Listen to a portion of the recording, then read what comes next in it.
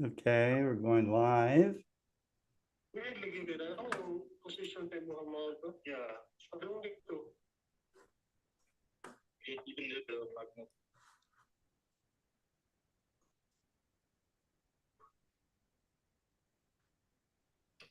let me just check some things here.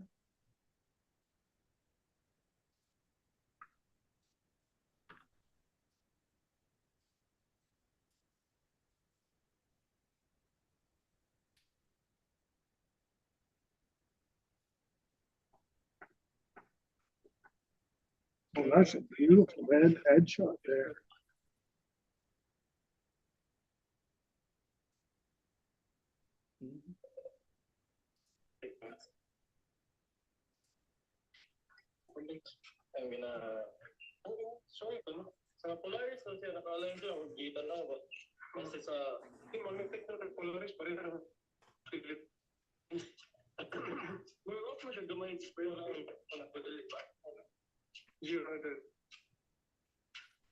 Hey.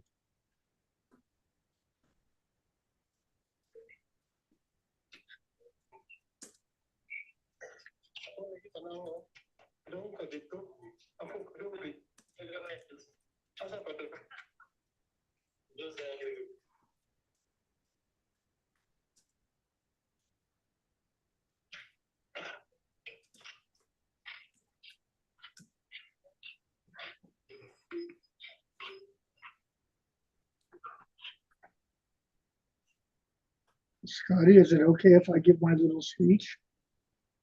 Absolutely. Yeah. And so, Okay, good evening, everybody. It's early evening where you are in the Philippines. And it looks like we're getting a good view of the comet tonight. Very good, and I'm so pleased and honored to be a part of it. Last night I quoted for you my favorite poem by Gerard Manley Hopkins about a slip of comet. Tonight I have another comet quotation. This one will come from Shakespeare and Julius Caesar, a very famous one. I'm certain everybody in the world knows this one, but here it goes. Caesar's wife Calpurnia does not want her husband to go to the Senate that day for fear of being assassinated. It was a fear that she was 100% justified in taking. Anyway, Caesar looks at her and says, when beggars die, there are no comets seen. The heavens themselves blaze forth the death of princes. Thank you very much, and welcome, Scotty Roberts. let's bring myself back on here. Anyways, we have Christopher Go here. He's on by audio, and regretfully, they've been clouded out once again. Okay, which means that that we will do this once again tomorrow. I don't know how long Chris intends to stay, but he's not someone that gives up once he's on to a project. And so, Chris, you want to say a few words? Yeah, tough luck today. I know you're disappointed, but this happens to astronomers, of course. And yeah, and so, and I know that you got clouded out yesterday, but you showed people the sky and showed them various things that they could see. Describe what it was like. Well, yesterday, the sky was clear except that area around the comet. And unfortunately, right now, it's the same story, but much thicker clouds. There are clearings the east, north, and the south, but yeah, where the comet is, it's kind of hopeless right now. I don't know why comets are cloud magnets. Yes, they are. Right. Yeah. Well, we did get some reports of being able to see the comet. I was able to see it just after sunset. But I also got clouds like it happened in the Philippines, except there was a break in the clouds. And then I got to see the comet with a little bit of tail. You know, I was using Venus as kind of a way to kind of get a level of where the comet would be. And so I kind of looked to the right of Venus a ways, and lo and behold, the comet was there. Not as bright as Venus, but still certainly a brighter tail. I could only see a little bit of that because we still, here in Arkansas, we had you know, particles in the air and stuff, and it just wasn't exactly clear. But I feel good that I got to see it. But of course, everybody wants to see the tail stretching out really far. And I think that was the experience that maybe David Levy had. David, do you want to talk about your comet viewing yesterday? Well, yesterday, the reason I didn't see it yesterday was that, like you, there was a big cloud right where the comet would have been. Oh, Tonight, really? there was not. Tonight there was not. But there is a tree. Go for a while because I think there's a clearing. I need to set up my stuff. Okay. Okay. All right. I'll let you do that. Okay. Bye. I'll call you back later. Okay. We're going to see if Chris gets a break with the clouds here. So anyhow, but you were saying, David? All I was trying to say was that tonight there weren't any clouds, but there was a tree that was blocking where I thought the comet might be. So I simply walked to a portion of our yard where the tree wouldn't be a problem. Yeah. And I went from Venus as you did, and then within a few seconds, there was the comet with binoculars. Yes. I went to the observatory and I used Eureka, which is running extremely well right now. The only problem is that the mirror has a tendency to fall out, but it didn't tonight. And I got a magnificent view. Going all the way down like that. So, yeah. Right. Mm-hmm. So we have watching right now, we have Beatrice Hines watching from Belgium. There's probably some other people rubbing their eyes, kind of tuning in. But my view of the comet was exciting. You know, I thought that, you know, thinking back on it, it seemed that the portion of the comet just, you know, I could see the head, of course, but right after the head and as the tail begins, that looked much brighter to me than the head itself. So I tried to get an image of it with my iPhone. I was unable to do that, but a mutual friend of ours, David, Michael Wiesner, did in fact get that image. I'm gonna share that now. So hold on for a second. We'll bring it up full screen. And this is done with an iPhone. I think that the exposure might have been somewhere in the neighborhood of, you know, 3 to 10 seconds, something like that. And this is from Oracle, Arizona, which is a kind of a little northwest of David, but not far. I mean, it's, you know, certainly a short drive to get out to where he is. And here it is. Oh my. Isn't that good? Yeah, so you can see the dust tail and the ion tail. And I think that is the city of Oracle there in the foreground. And just beyond that would be Tucson, you know, so, but that's a beautiful shot. I echo that. It is a beautiful shot. Mm-hmm. So, Scotty, fill me in.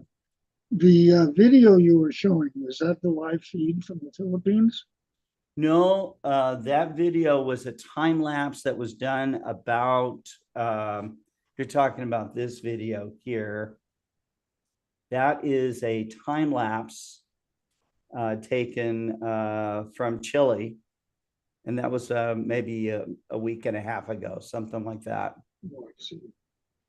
But just look at that. I mean, it's spectacular. That tail goes almost all the way up to the top of the frame. So it's really good. It was really good. So this is, you know, if you got a clear sky, this is what you can expect to see. You know, and you're not having to wake up early in the morning to see this. This is going to be after the sun has set, and you know, a good way to sight it is to look at Venus and then look several degrees to the right of Venus, and use some binoculars. That's how I found it last night. We're going to come out and do it again tonight and see what we can see. This is now Sunday over here, and so I think that is that's kind of where we are. Chris is trying to get set up with you know, his rig, and should call me back if there is, well, he will call me back if he gets some clear sky. But in the meantime, I want to call your attention to, we will be announcing the next Global Star Party pretty soon. Depending on how this, I think what we'll be doing is we'll probably be broadcasting the 158th one again tomorrow night. You know, if in fact Chris still runs into problems today, which I think is probably likely. So we would do this again on Monday night, and or Monday morning. And you think you might be up for that, David? Absolutely. You betcha. You betcha. That's right. So yeah, and so we will continue to try to do this until we get something to show you live of the comet. And then once we kind of recover from that a little bit, we'll announce the 159th Global Star Party. But right now, this is, until we get the comet, this will be still the 158th, and until we get that done. I also want to talk a little bit about the opening of the Astronomy Discovery Center at Lowell Observatory. I'm planning to be there. I want to bring my friend David Levy and perhaps one or two others. But I got a message from Kevin Schindler regarding this, and this grand opening will happen on November 16th, and they are going to open the Marley Foundation Astronomy Discovery Center, or the ADC. So they've got a lot of fanfare for this. At 10 o'clock in the morning, they'll have a brass band, a brass quartet. There'll be a ribbon cutting ceremony. And then they'll have, throughout the day, they'll have docent guided tours, special guest speakers. So you can hang out the whole day. There'll be food trucks there, you know, and then they'll have the regular programming, which includes live shows, evening constellation tour, stargazing sessions, and campus tours. So you can learn more about the rich history and science at Lowell. So definitely recommend this to you. It would be fun to see you in person. And if you're fans of, if you're a fan of David Levy, and who isn't, you know, he'll be there with me, and they'll make it a lot of fun. So,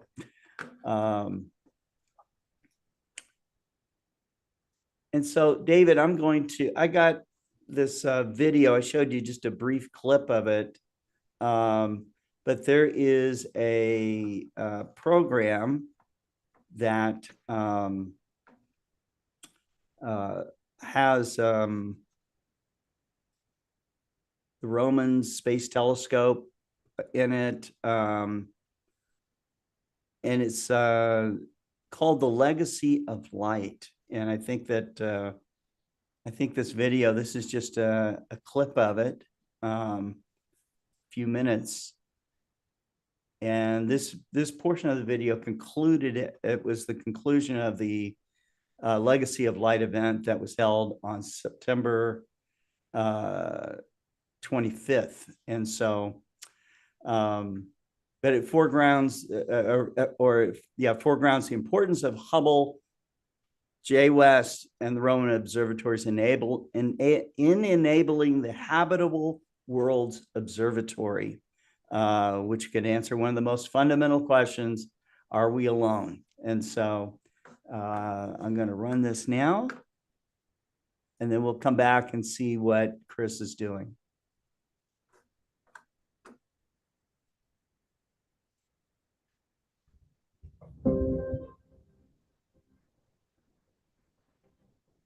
We have always looked to the sky in wonder.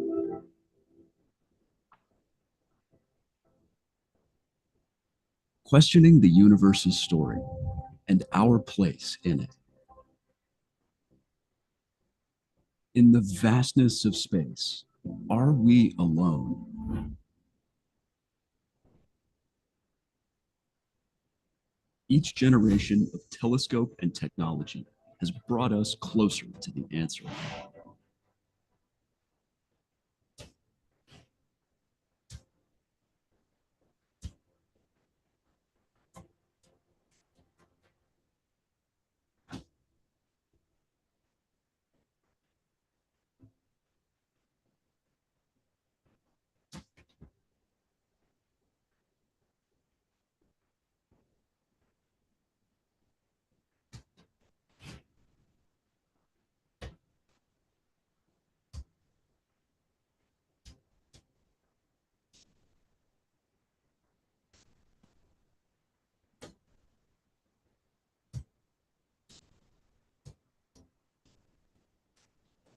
Human determination has taken us farther than we could have imagined.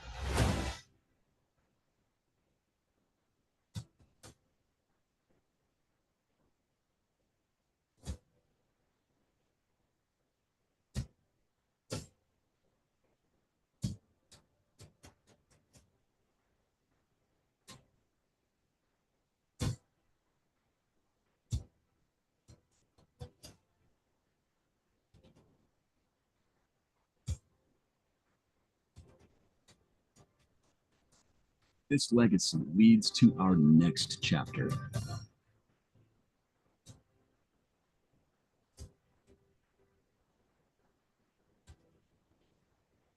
And the answers that lie in the stars.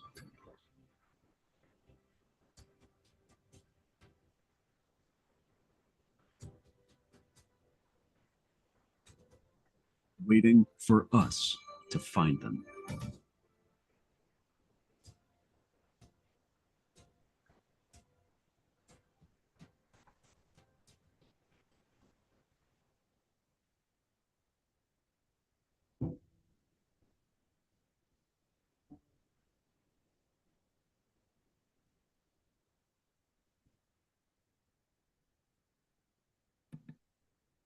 Well, that was really cool. I hope to try to find that entire program online so that we can broadcast that at some point.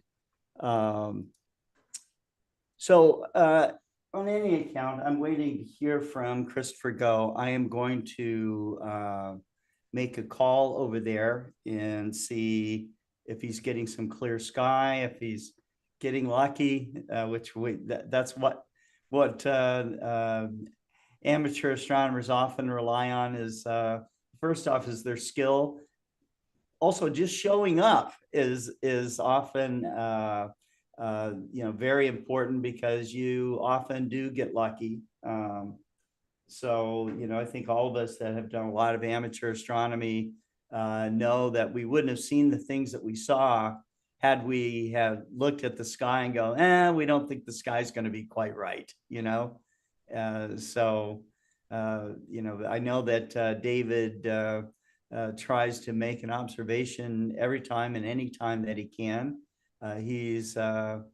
He also emphasizes the importance of recording what you look at, so in his diaries and his observing logs, he has done that. And if you want to see those observing logs, you can by going to the Linda Hall Library and seeing those, as well as, I think, David, your first telescope is there. Is that right?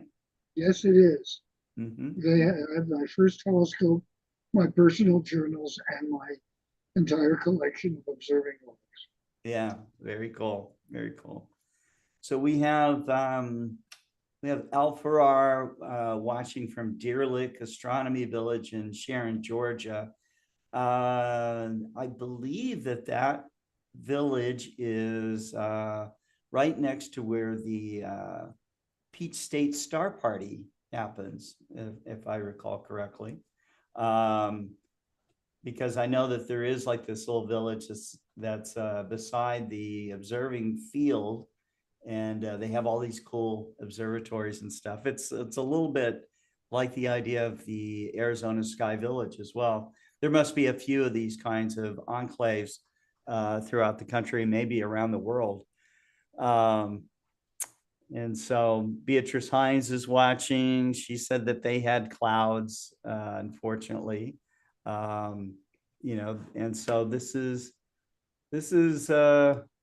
maybe one of the reasons that you might consider visiting or even moving to Arizona is they often have clear skies, and it is a playground for astronomers, I think. So, which is great.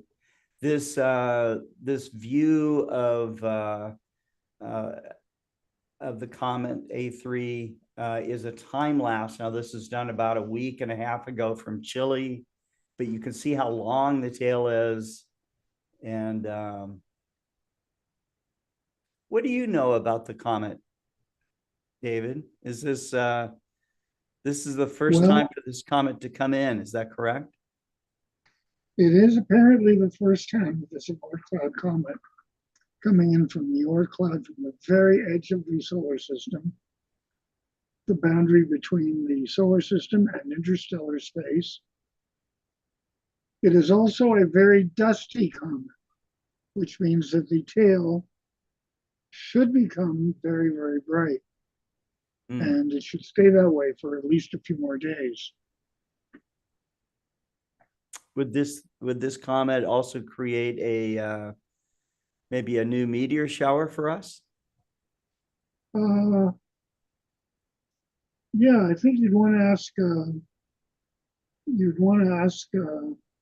Peter Brown about that in London, Ontario, because that's his field. Two of the comets that I've discovered have meteor showers. Periodical comet that I discovered in 1991 has a meteor shower again in the southern hemisphere. And the most recent comet that I discovered in 2006 has a meteor shower that I've seen of very slow-moving meteors every year around just before Christmas in early December. Oh, that's cool. That is cool. That's going to be very gratifying to see a meteor shower from a comet that you've discovered. So it surely is, because it's the gift that keeps on giving, in a good way. So that's great. That's great. Yeah. Well, folks, I am not getting a response back from Chris. But if I do, then what I'll do is I'll return back to my office and see if we can get a live view of the comet. until that time, David, I think what I'm going to do is let you get some rest. I really appreciate you coming on each night with us as we try to, get a live view from the Philippines. And I guess we'll close for right now. So, you have any closing remarks you want to make at all? No, but I think you need to get some rest, Scott. And we'll see you tomorrow evening. All right. Okay. Thank you. Take care. Take care. All right. And thanks for all of you that have tuned in from around the world watching this, and those of you that might watch this in, after it's recorded. And surf the net a little bit and see what you can find as far as recent images of the comet. It is spectacular, and we'll be back. Take care. Good night, all.